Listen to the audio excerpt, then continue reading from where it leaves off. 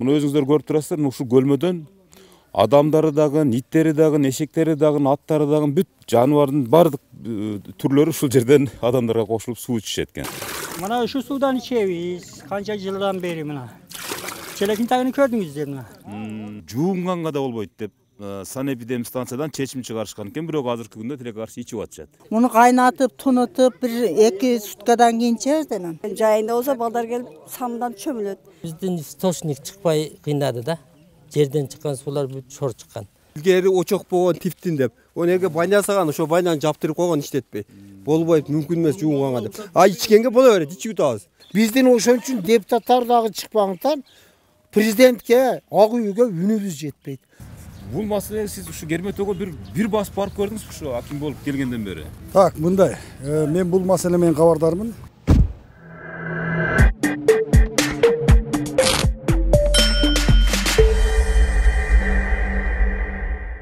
Жерде 10 жылдан ашты. 10 жылдан аштыбы? Бир айыл өкмөт келип, жөлбөсүн бирөө келип карай берди же карабайбы? Билбейм. Сиздерге айтабы мисалы, арыз муңду эч кимге айта албайсыздарбы? Арыз муң айтылып эле келатат элдер. Урматтуу көрүүчүлөр, мен азыр Ош облусунун Араван районуна караштуу Гүлбар деген айылында турам. Ушул азыр эжелерди жолуктуруп калдым. Өзүңүздөр баамдадыңыздар окшойт. Ушул турган көлмөдөн суу ичишет экен. Мында алып караганда бул мындай Араван районунун Ош облусуна аябай Ош шаарына өтө жакын жайгашкан айыл өкмөтү да, бул Керметөө деген айыл өкмөтү.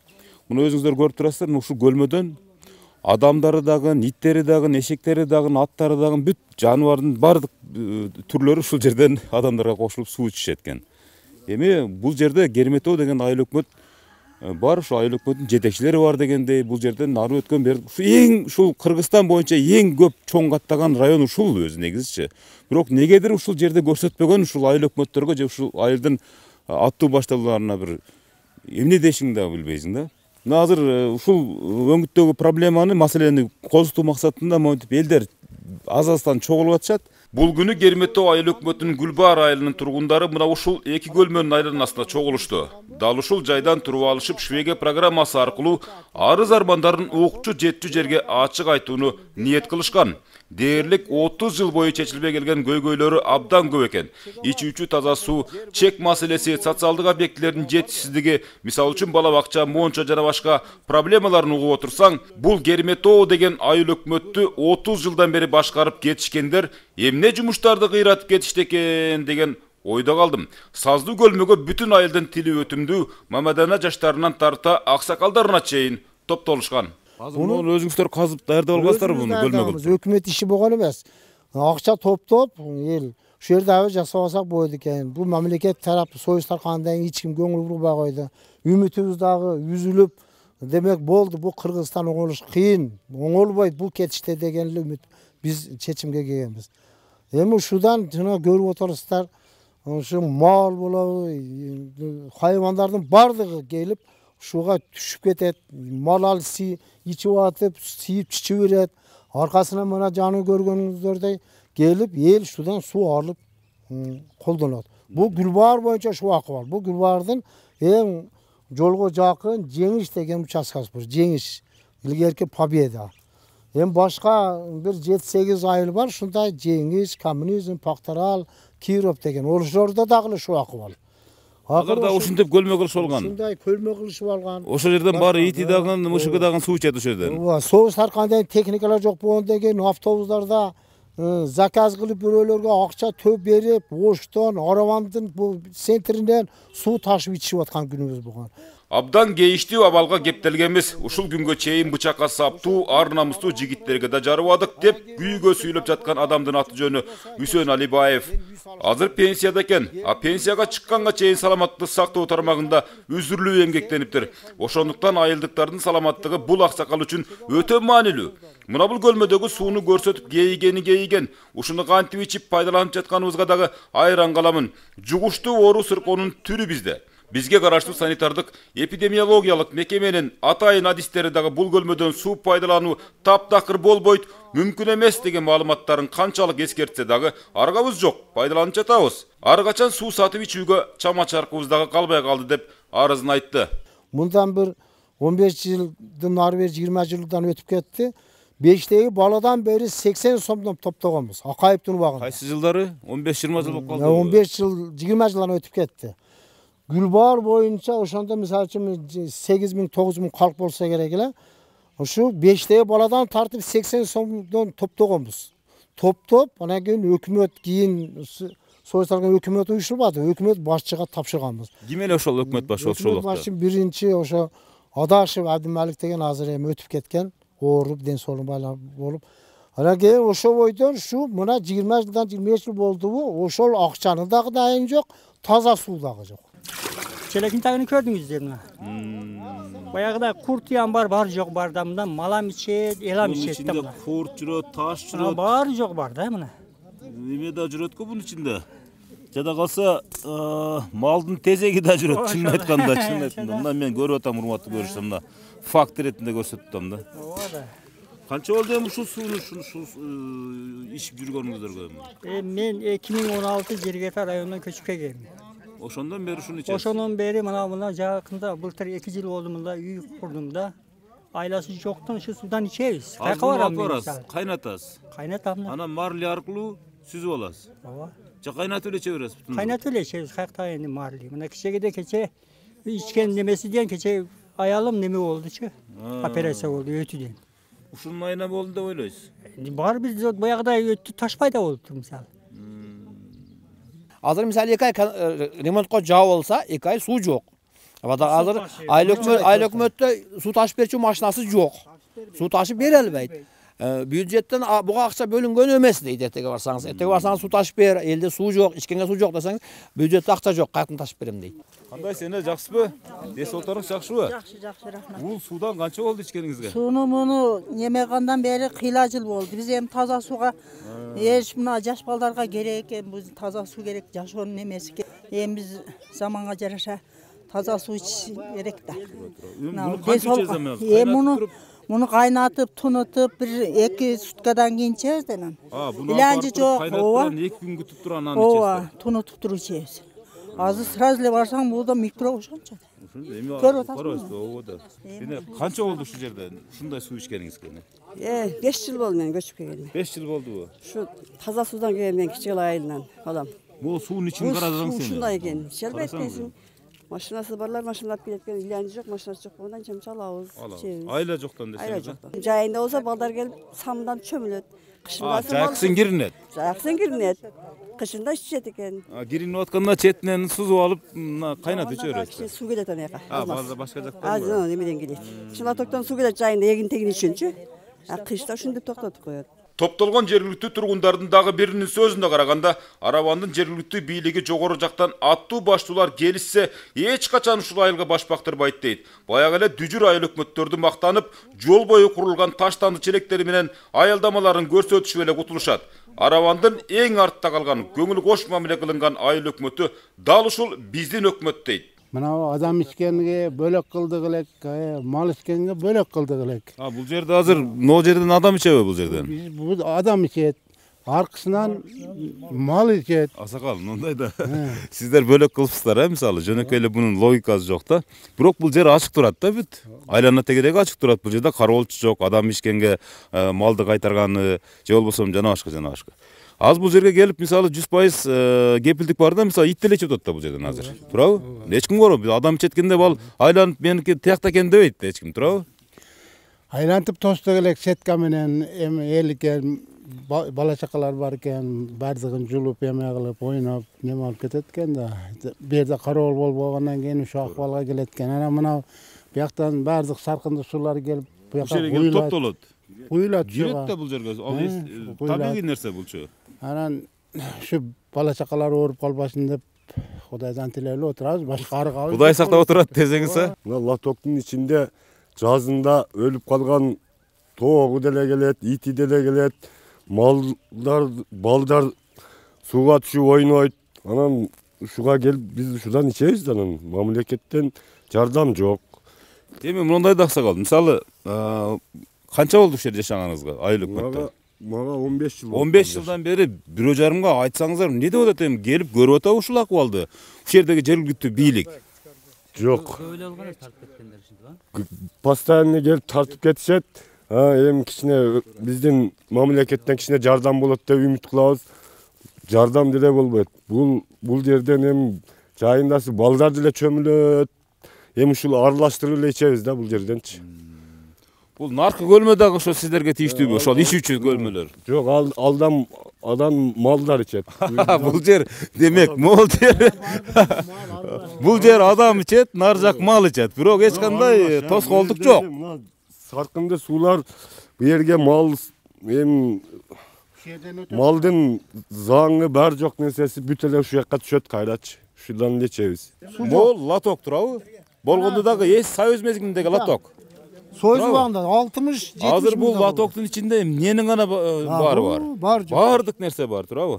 Мына ушул жерден азыр сууну тартырып келе толтуруп аласыздар ушул лоток аркылуу. Ал жерде бир тешиги бар. Тешиктен бул жака буруп аласыздар.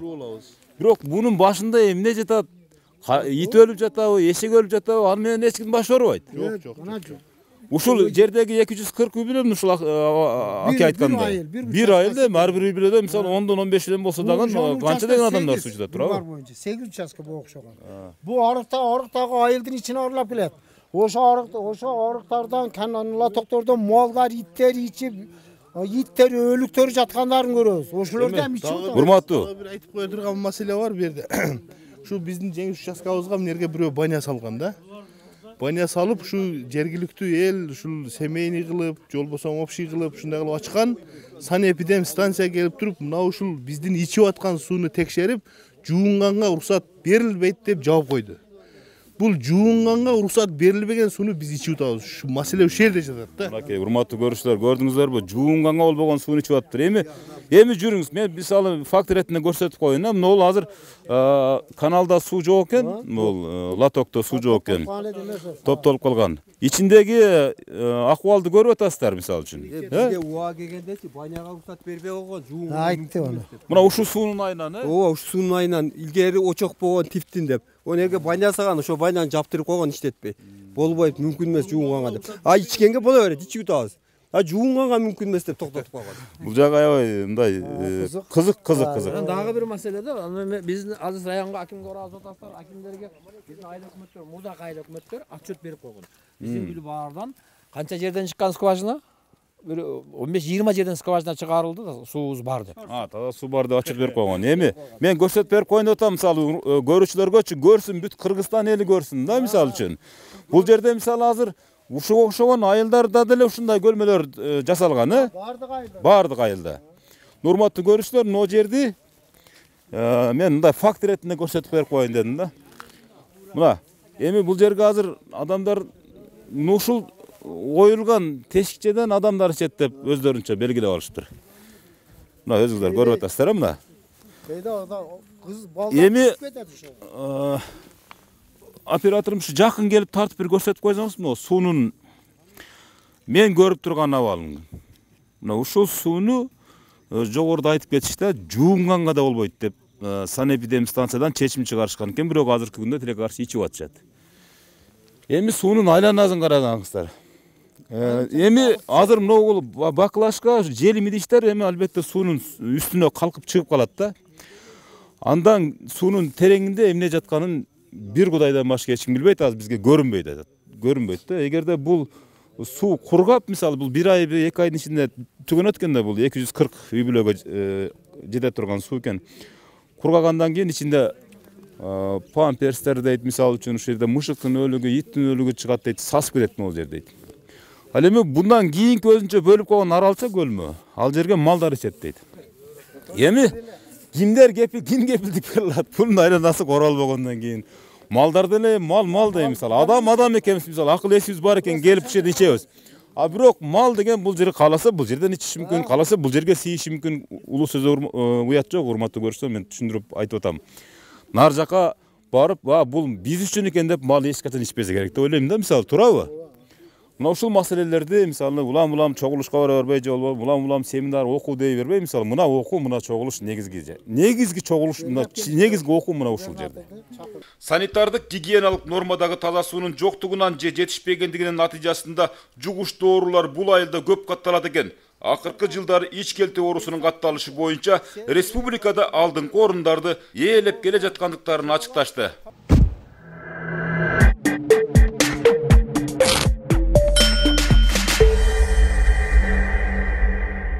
Бердин эли экинчи сорт, же болбосо Африкадан келген адамдардайбыз да. Көңүл бурушкан эмес. Ошол деме Бул айыл өкмөттө мындан 20 жыл мурда эл катары башкаларчылап биз дагы таза суу ичели дешип, бешиктеги баладан тарта чал кемпирине дейре 80 сомдон киши башына акча топтошушкан экен. Ал аракеттен ушул күнгө чейин дайын жок. Ара чолодо кат сабаттуулары кабар алышса, ал акчаңар банкта турат, үстүнө акча кошулуп көбөйүп жатат деп сүйүнтүп коюшат экен. Чынында ал акча кайда турат? Кантип эселеп жатканына дагы анчейин акылдары жете беришпегендигин айылдыктар жашырышкан жок. Бул абшак болуп турат. Акча турат, калганы ошо бойдон кайра токтоп калды, ошонун артынан бүтүргөн киши жок негизи. Ошол айыл өкмөттөр келгенде, шайланганда же болсо ошону контроль кылбай атышабы? Мисалы ошол чогулган элдин акчасын. Ал мисалы проценти өсүп атыптырбы же жөнүнө турат бекен банкта ошондой? Проценти өсүп атат, кошулуп атыптыр да үстүнө акча. Кошулуп атат. Кошулуп атып ал бир топ акча болуп калды. Бирок эми анын артынан чуркап ошол планга киргизип, бюджетке киргизип, ошо акча бөлдүрүп кылдырган киши жок да. Былтыр итте кыйнады, акыры Саратанга келгенде мына ушул жерде зам аким келген. Зам аким суунун неме начальниги келди. Келип туруп ошолор келип туруп мына ошол жерде эл чогулуп турганда бир 60 шакты адам бар эле. Чогулуп туруп ошо эл тополонгонду элди ушундай тыңшыбайлы кетишти. Биз ооран кылабыз. Эмне кулбардын ушу суу иче турган малына келгенде ооран кылып алышат. Бизди суудан ушундай кысат, же кулбар өгөйбү, арабанга билбейм. Биз мисалы үчүн кулбарда бир эле тушум алат. Болгондо эми макале. Илгери помидор, болгар эгетилди. Болот эле ушул жердечи. Ошону эктиртпей койгон. Силерге суу жок деп эктиртпей койгон. Кулбарга суу жок. Бизде АВП деген бар. Ассоциация водопользователей дейт. Булар АВП деп бизден сууга налог алат. 1 гектарына 1000 сомдон налог алат. 4 ай суу берет. Майдын 1-нен баштап, май, июнь, июль, август, 1-сентябрда токтойт. Болду. ичкенге ham суу жок. Ичкенге да суу жок. Ал ичкенге суу бу АВПнын милдетине кирбейт экен. 4 ай суу бергени үчүн гектарына 1000 сомдон суу берет.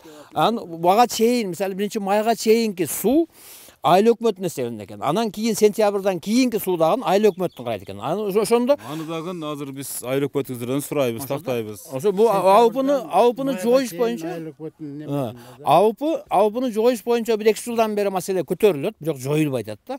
Азыр мына аксакалыбыз айтып өтүп кетти. Биз кара эгин эгелбейбиз деп. Себеби кара эгин февраль-мартта эгилет. Февраль-мартта суу жок болсо эгилбейт да.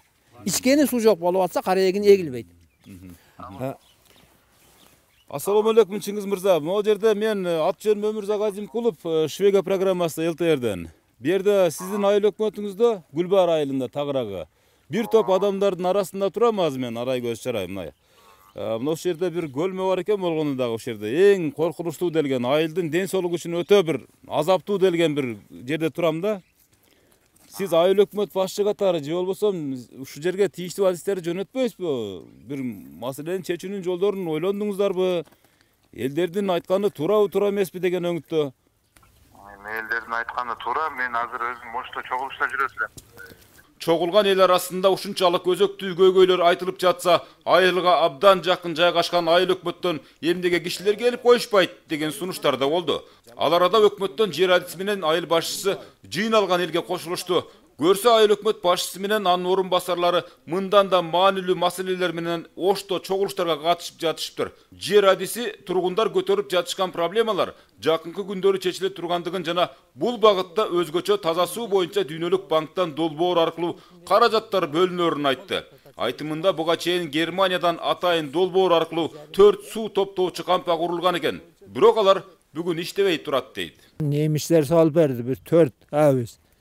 Бардыгын элдин пулунан ошол баягы спонсорлор кошулуп салган. Бурак кылып ошонун контролду кылган адам болбой. Кайерге салды эле аны? O yerге бири анау жолдун боюнда турат азык жер. 4 участок бардыгы бурак болду. Суу куйса, агып кетип атат. Бул жерде биздин источник чыкпай кыйнады да. жерден чыккан суулар бүт шор чыккан. Ошол себептен биз эч кандай эме кыла албай азыр чечүүнүн жолдору жокпу бу? Жок, азыр чечилди. Дүйнөлүк банктын эсебинен азыр Арис программасына кирген. Дүйнөлүк банк каржылап атат. Азыр проектин чизип атат. Качан баштады бул эми ишти? 22-жылдын декабрында баштаган. Эми качан чечилип калышы мүмкүн бул? 23-жылга проекти полный бүтүрүлөт. Кандай проект болот мисалы? Ошо Улуу Тоодон келген проектпи? Жок, Улуу Тоодон эмес, мына Акбора каналынан келген проект. Орустар келип, эми азыр акчасы тосын эсимде жок. Ошол проекттер чызылып даярданат. 24-жылы ошол эме иштери башталат. 24-жылы. Азыр 23 казуу тартуу иштери. 23-жылга проекттери аяктай турган болушкан да. Азыр орустар ошону проектин аткарып эмеден өтүп алды. Айыл өкмөттө эми сиз жер адискесиз, мисалы жер неге трансформацияланбайт? Жердин трансформациясы. Адамдар жер ала албай кыйналып атат. Жердин трансформациясы бизде бүт эле кайрак жерлер муну шарттуу сокат болуп кирип калган. Сулуу жерлерди берип салган турбайсыздарбы? Лесхозторго, аяктарга, бияктарга. Сулуу жери лесхоз эми ошол мезгилдин талабына ылайык жерлер берилген да. Ошол мезгилде лесхозго бериш керек болгон берген. Ал эми мезгилде биз иштеген эмеспиз го. Эми талапка жараша. Азыр эми могу текстил курган да. Бул жерлерди да берип атпыздар ошо текстил курганды. Бирок аны арабан алайын деп атыптыр демек. Жок. Бияка эч кандай пайдасы тийбей калышы мүмкүн. Айыл өкмөткө түн бюджеттин мына эмеден чыгуу үчүн берип атабыз. Биздин айыл өкмөткө толук дотациядан чыгабыз, ошону берсе ошол ишке түшсө. 1,5 миң эл алынат. Канча гектар жер кетти атпы? 10 гектар. 10 гектар жер. Ооба. 10 гектар жер. Элге бир сантиметр жер жок деп атат азыр элдер мисалы жетилген. Жерлерди элдер иштетип жүргөн жерде, пейстин жерде. 30 жылдан бери чек берилбейт. Чечим чыккан, токтом чыккан сессиядан. Токтомдорун көтөрүп жүрүшөт адамдар. Үйүндө сактап отурат. Үйүндө эмес, өкмөттө жоготуп берген. Азыр менин 30 жыл мурда, 20 жыл берген 20 жыл мурда берген арызым кана чечим десе табышып бере албайт. Жок. Айылдыктардын маалыматына таяна турган болсок, Керметоо айыл өкмөтү дотацияда. Демек өзүнө зорго жетерлик кошумча эч бир кирешеси жок мекеме. Бул аймактан орун алып, шакылдап иштеп жаткан Синжимпирим, Араван цемент заводдору менен келишимдүү сүйлөшүүлөр максатына ойдогудай чечилип калса, жергиликтүү бийликтегилер ушул айыл өкмөттү саздан сууруп чыгып, өнүгүп өсүүсүнө жол ачып бергени катуу аракеттеген. Бул боюнча Араван районунун акими Сейтек Кулубаевдин оюн билели дедик. А дегенде биздин сурообузга жооп бергиси келбеген райондун акими бир аз ары бери тайсалдап туруп, анан гүлбаарлыктардын таалылуу көйгөйүн айта салганыбызда астедил маек берүүгө киришти. Акимдин бизге берген маалыматында жакынкы 2 жыл ичинде тагыраагы 2024-жылга чейин Араван районунун Керметоо айыл өкмөтү анын ичинде Гүлбаар айылы толук түрдө таза суу менен камсыз болот деп убадасын берди. Бирок ичүүчү суу менен камсыздоо максатында өкмөттүн Ала Тоо булагы деген программасына кирдиңер. Дүйнөлүк банк тарабынан жактырылып, Арис программасы буйруса, ишти аягына чыгарат дегенинен бери эле бери дегенде 5-6 жылдын жүзү болуптур. 30-40 адамдын аке кат жазып мага берип атат. Сиз жооп бербесеңиз анан болбой калат да, мына өзүңүздө тааныша бериңиз. Агай, бир эле суроо да. Керметоо айылы Гүлбаар деген айылы бар экен да. Гүлбаар деген айыл бар. Ошол жерде бир адамдар таза суу проблемасын көтөрүп чыгышты. Шеге программасыначы. Эми мен барып өзүм көзүм менен көрүп келдим, ичип аткан суусунчу. Бир эки көлмө кылып коюптур, бирөөсүн малдар үчүн, бирөөсүн адамдар үчүн деп коюптур да. Бул маселе сиз ушу Керметоого бир басып барып көрдүңүзбү ушу аким болуп келгенден бери? Так, мындай. Мен бул маселе менен кабардармын. Бул маселе 22-жылы, 21-жылы менен 22-майда аким болуп жарлык менен дайындалдым. Президент. Андан мурун эле келатат бул маселе. Бул баргам. Мен Керметоого азыр болуп турмуз. 3 күн мурун эле Бекен жана мектеби боюнча барып мектептин республикалык бюджетке киргизип, ошол курулушу менен таанышып келгем. Маселе менен кабардармын. Бул маселе чоңураак деңгээлде, жогорку деңгээлде чечилип атат. Чечилүү жагы каралып атат. Эмне дегенде, ошол таза суу, ичинчи суу. Себеп мына мен сизге түшүнүктүү болуш үчүн айтып берейин. Бул көптөн бери келаткан вообще Керметоодо ичинчи суу жок экен 30 жылдан бери. Биз эмне аракет кылып атабыз? Жергиликтүү мамлекеттик бийлик. Эң туура суроо бердиңиз. Так, бул боюнча биз мына Арис программасына кирген экен мурун. Арис программасынын Дүйнөлүк банк тарабынан каржыланат экен, каржылоо жагы. Анан бул боюнча азыркы учурда проекттик сметалык документациясы түзүлүп атат. Бул 2-3 жыл Арис программасына кирип, Дүйнөлүк банк тарабынан кирип, мурдараак. Анан токтоп калган экен. Себеп пандемия чыгып кеткен экен ортодон, ошондой. Эми бул жол баягы маселе чоң көйгөйлүү. Мус деп коелучу, ордунан жылдыбы, Элбисте айткандай. Анан азыркы учурда буяк боюнча тиги өткөндө мен калп айтып атсам, мына февралдын 4-5-и мен Бишкекте болгом. Барган сайын ошо кирип атабыз. Арис долборуна кирип, Дүйнөлүк банк каржылоосу менен былтыр ТЭОС бүткөн. Техникалык экономикалык негиздемеси. 1 жылдын ичинде. Андан кийин проекттик сметалык документациясы болуп атат дегенде, мына ушул жылдын январдын аягы менен проекттик сметалык документация өтөт. Кудай буйрса 3-кварталга чейин бул өтө серьезный вопрос болгондон жана Папан суу сактагычынан тартылат экен Акбурат арыясы аркылуу. Ошону тартып келгенден орто жолдо кеңеш жана төлөйкөн айылдар да камтылат экен да. Менимче жакынкы мезгилде тактап айтканда ушу 23-24 менен ушул чекит коюш керек да буюрса. Ушул маселеге. Жогоруда Аким Сейтек Кулубаевдин дал ошол гүлбаарлыктардын айылдарын өнүктүрүү максатында ушул аймакка кездеме токуучу ишкана курганы жатабыз деген оюна герметологдор караманча каршы экен. Анткени андан дагы абдан зарыл муктаждык бул чек маселеси. Азыр Гүлбаар айылында 2500 чукул кожолук жашаса, алардын көбү көп жылдан бери жер алыша элек экен. Колунда улам жаңыланган токтомдорун көтөрүп алышып, чыдамсыздык менен күтүп жатышкан чактары. Аталган аймактын Кеңсай массивинен трансформацияланган жерден болсо баш тартышкан. Анткени ал аймакта эч кандай үй салып жашоо үчүн шарт жок. Урматтуу президент Садыр Нуркожоевич, мына биздин ушу телевидениеге, элтерге берилген жогорудагы берүүлөрдү көрүп, уккан болсоңуз, ошон үчүн биздин Гүлбаар айылында жашаган калктын көп жылдардан бери чогулуп калган көйгөйлөрүн чечип бергенге жардам кылсаңыз, өзүңүз көзөмөлдөңүз, бул иш эч оңолбой турган болду. Сиздин şu кылып аткан şu президент болуп шайланып, şu күнгө чейин аткарган иштериңиз, жумуштарыңыз, реформаларыңызды биздин Гүлбаардын элин 95% колдойт. Сиздин колуңуздан келет, сизге ишенебиз. 12 миңге чукул калкы бар бул Гүлбаар айылынын тургундарынын өзөктүү маселеси мына ушулар, урматтуу көрүүчүлөр.